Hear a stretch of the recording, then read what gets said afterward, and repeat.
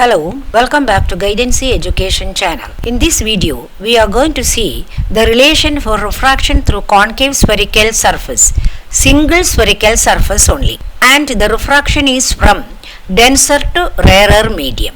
This is part 5, the last part in this series.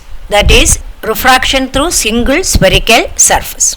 Okay, I have prepared the diagram, details of the diagram and also the derivation in advance so that we can save some time. But before we proceed, please watch the video completely so that you get all points cleared. And if you think the video is useful, like the video, share the video and also subscribe to my channel. Please press the bell button so that you get intimated as soon as videos are posted. Please leave your comments in the comment box below so that I can know what you think about the video. Thank you very much. Now let us see the details. The concave surface is represented just as we represented in the case of refraction from rarer to denser medium. The position of the object is shifted from the rarer medium to the denser medium because we have to discuss refraction taking place from denser to rarer medium. Please make a note of this. Okay. O is the object, I is the image. C is the center of curvature. P is the pole. PO is the distance of the object. PI is the distance of the image. PC is the distance of the center of curvature from the pole, which we mark as R. Angle DAC is the angle of refraction, this angle, and it is the external angle to triangle IAC. We will need it. From this triangle, we can understand that angle R is equal to gamma plus beta, this angle, because for a triangle, the external angle is equal to sum of the internal opposite angles. ACI is gamma and AIC is beta. So that is what is given here. Angle NAO is the angle of incidence and it is the external angle for the triangle AOC, this triangle. Earlier we considered this triangle, now we are considering this triangle, and I is equal to gamma plus alpha. AM is the perpendicular to OC and it can be taken as equal to AP because the curvature is small. In all the coming discussions, we will be using AP instead of AM. Now let us see the value of alpha, beta and gamma from the triangle APO. Tan alpha is equal to AP by PO and that is equal to alpha because the angle is small. Tan beta is taken from triangle API, this small triangle, and it is equal to AP by PI, that is equal to beta because the angle is small. Similarly, tan gamma from the triangle APC, this small triangle, and that is equal to AP by PC. We will need all these values. Why have we taken tan alpha equal to alpha, tan beta equal to beta and tan gamma equal to gamma? The reason is all angles, let it be. Now let us proceed. According to Snell's law, for refraction from denser to rarer, sin R by sin I is equal to N2 by N1. From rarer to denser, it is sin I by sin R. But here we are considering denser to rarer. Sin R by sin I is equal to N2 by N1 and that is equal to R by I because the angles are small. From this you can get an expression N2I is equal to N1R. We already have expressions for I and R. Let us substitute those values here. N2 into gamma plus alpha, this quantity, is equal to N1 into gamma plus beta, this quantity.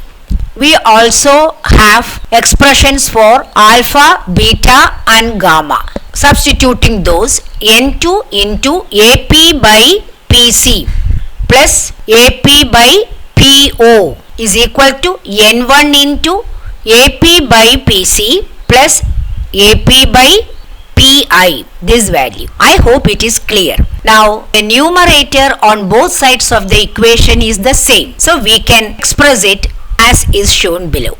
N2 into 1 by PC plus 1 by PO is equal to N1 into 1 by PC plus 1 by PI. We already have the values for PC, PO and PI. PO is negative U. The ray starting from O, that is the incident ray, passes along this direction and strikes A. At this point it is getting refracted.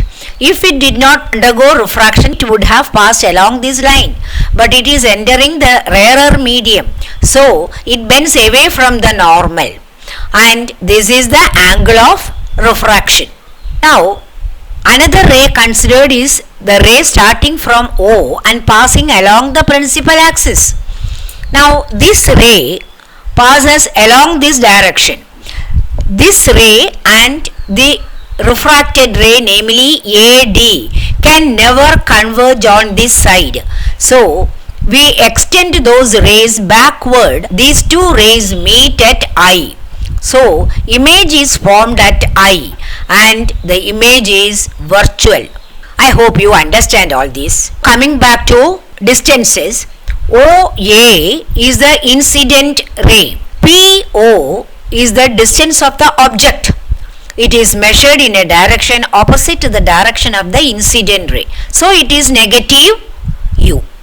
Similarly, PI is the distance of the image. It is measured from this point in a direction opposite to the direction of the incident ray, so that also becomes negative V. R is measured in a direction similar to the direction of the incident ray, so it is positive.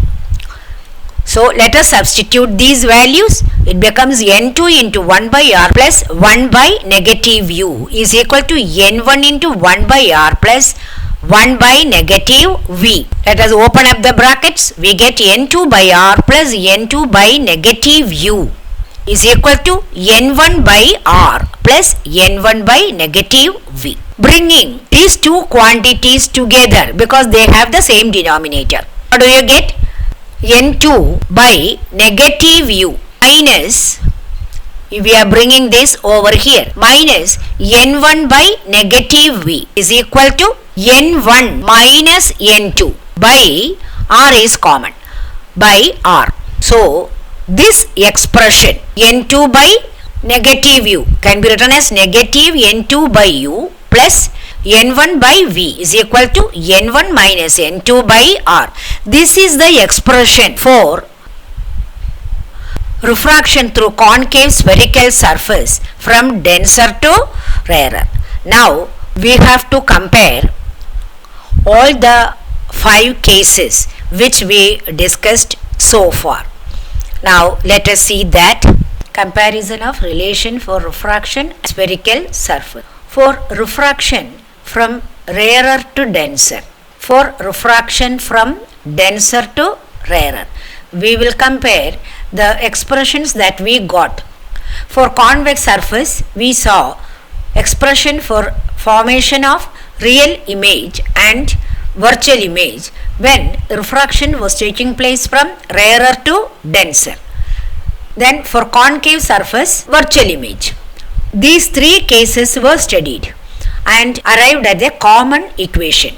Negative N1 by U plus N2 by V is equal to N2 minus N1 by R. For refraction from denser to rarer, we studied convex surface forming real image and concave surface forming virtual image. So altogether we studied 5 cases. And for refraction from denser to rarer, for these 2 cases we got the expression negative N2 by U plus N1 by V is equal to N1 minus N2 by R. So for refraction from rarer to denser, irrespective of whether it is convex or concave surface, whether it is real image or virtual image, we arrived at the same equation. For refraction from denser to rarer, irrespective of whether it is convex surface or concave surface, we arrived at a common equation. When we look at these two equations closely, we find that there is a slight change.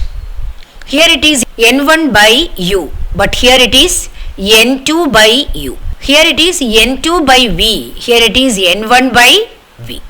Here it is n2 minus n1 by r, here it is n1 minus n2 by r. So we find that there is slight change in the relations. The reason for this is Snell's law for refraction from rarer to denser is sin I by sin r is equal to n2 by n1.